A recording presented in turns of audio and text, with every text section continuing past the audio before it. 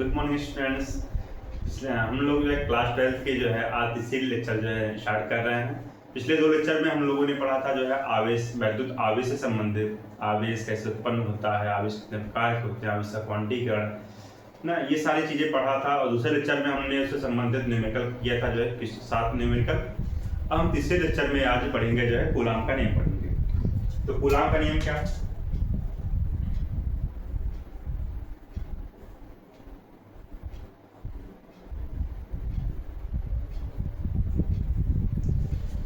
Coulomb ने ये बताया था जो है, क्या बताया था, दो स्थिर बिंदु आवेशों के बीच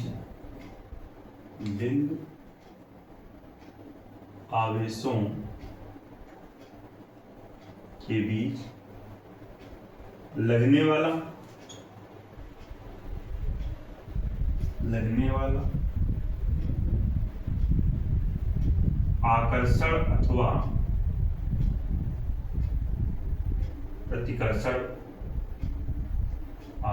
अथवा प्रतिकर्षण बल उन आवेशों के गुणनफल के अनुपाती तथा उनके बीच की दूरी के वर्ग के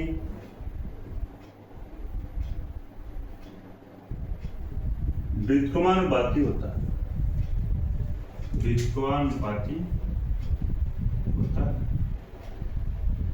तथा यह बल दोनों आवेशों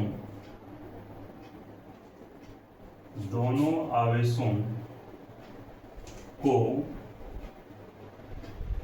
मिलाने वाली रेखा के अंदिश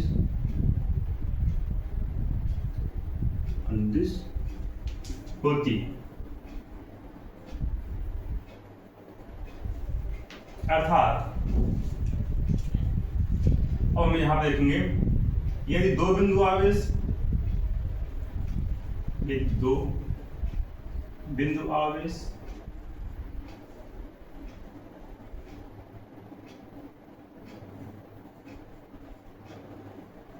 Q1 व Q2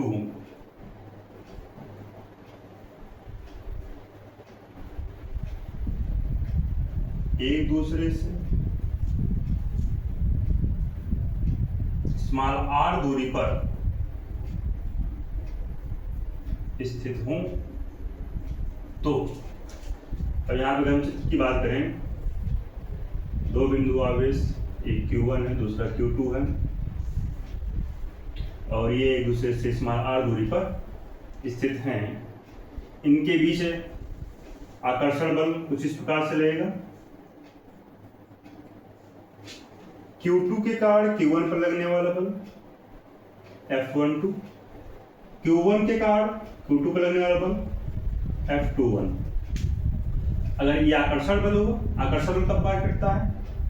जब एक प्लस आवेश दूसरा माइनस आवेश होगा तो इनके बीच आकर्षण बल पाएगा। और जब सेम प्रकृति के आवेश होंगे तो इनके बीच प्रतिकर्षण बल पाएगा।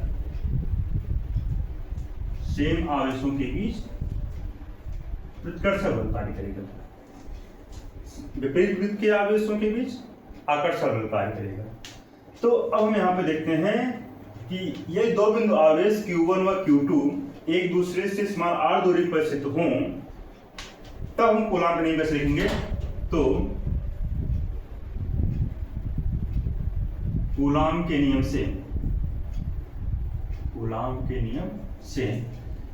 क्या था?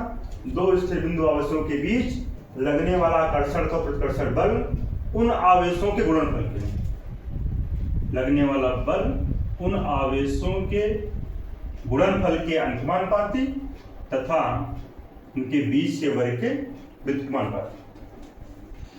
ये जो प्रोपोर्शनलिटी का चिन्ह है, इस चिन्ह को हटाने के लिए एक हम लोग कांस्टेंट का प्रयोग करते हैं। यहाँ पे हम एक कांस्टेंट स्मॉल के लेते हैं, Q1 Q2 पर R²। ये हमारा कूलॉम का नियम हुआ, जहां के क्या है, एक नियतांक है, जहां के एक नियतांक है जो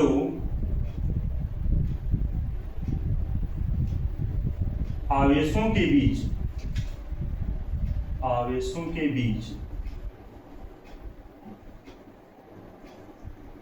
माध्यम पर निर्भर करता है, जो आवेशों के बीच माध्यम पर निर्भर करता है। केस 1, जब दोनों आवेश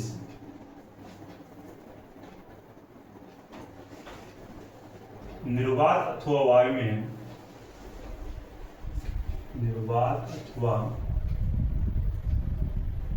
वायु में स्थित हों, तब प्रयोगों द्वारा K बराबर 1/4πε0 की वैल्यू जो है 9×10⁹ मात्रा न्यूटन मीटर स्क्वायर पर कूलॉम स्क्वायर, जहां ε0 क्या है, निर्वात अथवा वायु की वैद्युतशीलता है,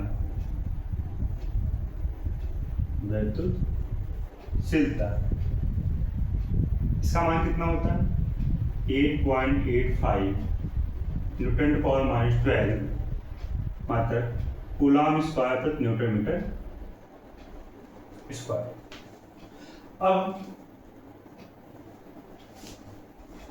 अब कूलॉम का नियम क्या होगा? अब कूलॉम का नियम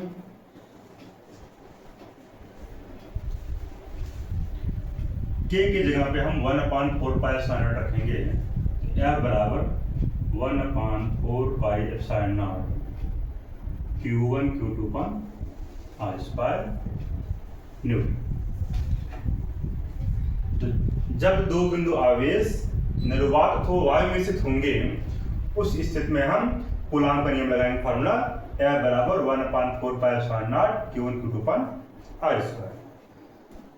दूसरा कंडीशन है केस 2, जब दोनों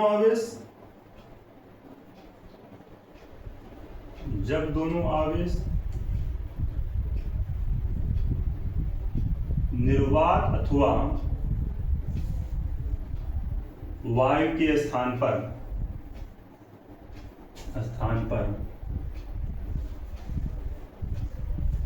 कोई अन्य माध्यम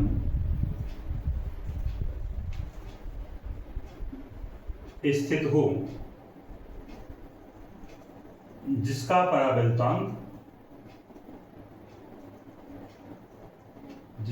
पराविद्युतांक कैपिटल के।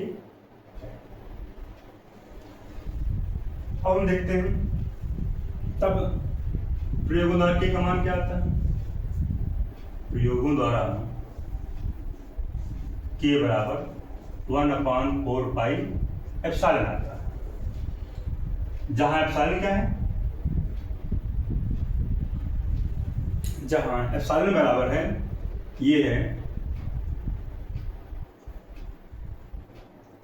माध्यम की वैद्युतशीलता। एप्सिलॉन क्या है, माध्यम की वैद्युतशीलता। ये एप्सिलॉन बराबर क्या होता है, एप्सिलॉन बराबर होता है के एप्सिलॉन। तो इसका मतलब हम एप्सिलॉन की जगह पे के एप्सिलॉन रख सकते हैं। इस फार्मूले को और सॉल्व करेंगे, 1/4πε0 के। आगे हम देखते हैं,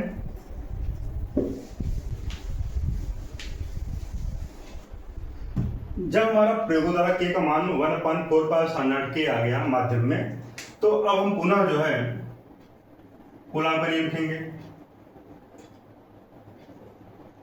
कूलाम का नियम, कूलाम का नियम अब आए हमारा एफ एम लिखते हैं। एफ सफिक्स एम का मतलब किसी माध्यम में लगने वाला कूलाम के नियम का बल।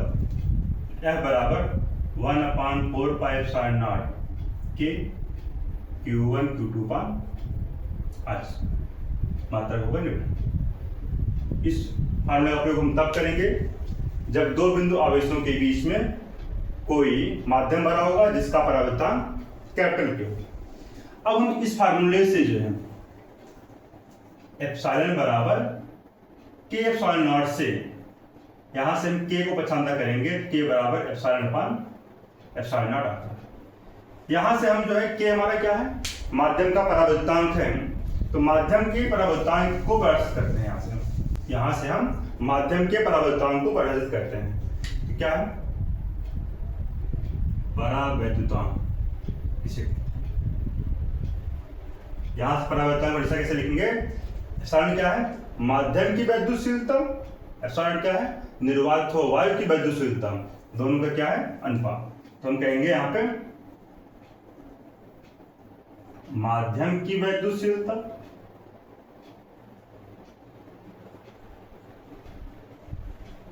तथा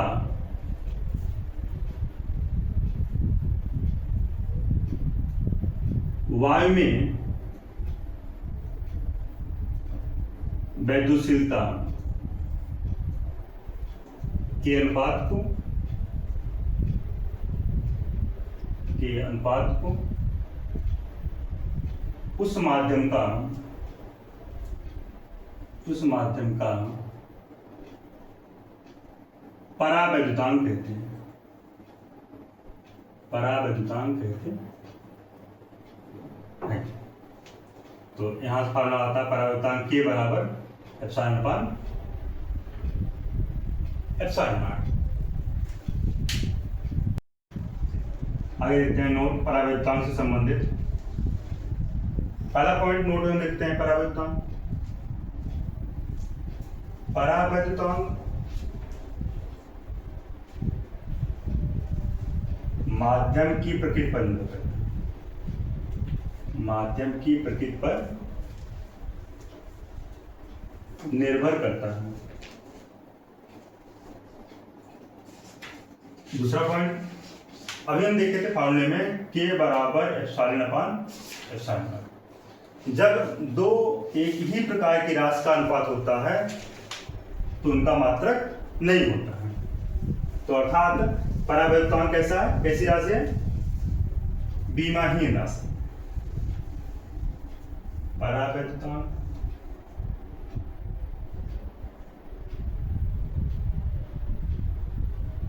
विमाहीन राशि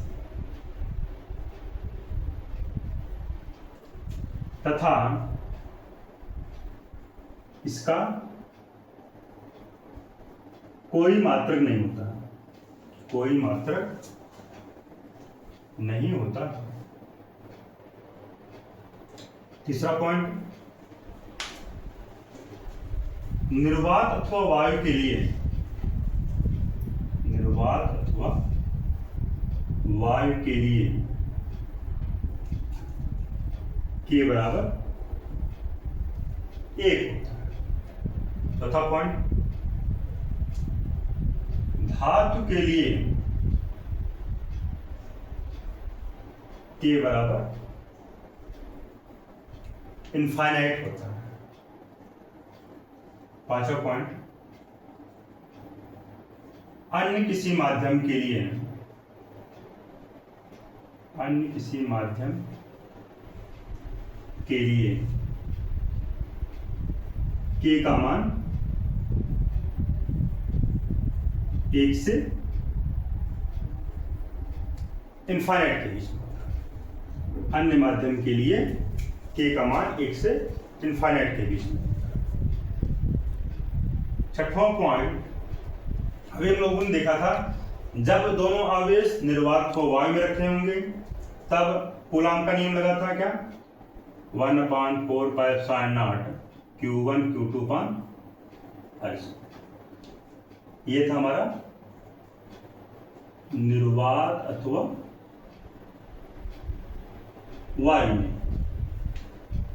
जब माध्यम में रखा गया था तब वैद्युत बल 1/4πε0 K Q1 Q2 पान H।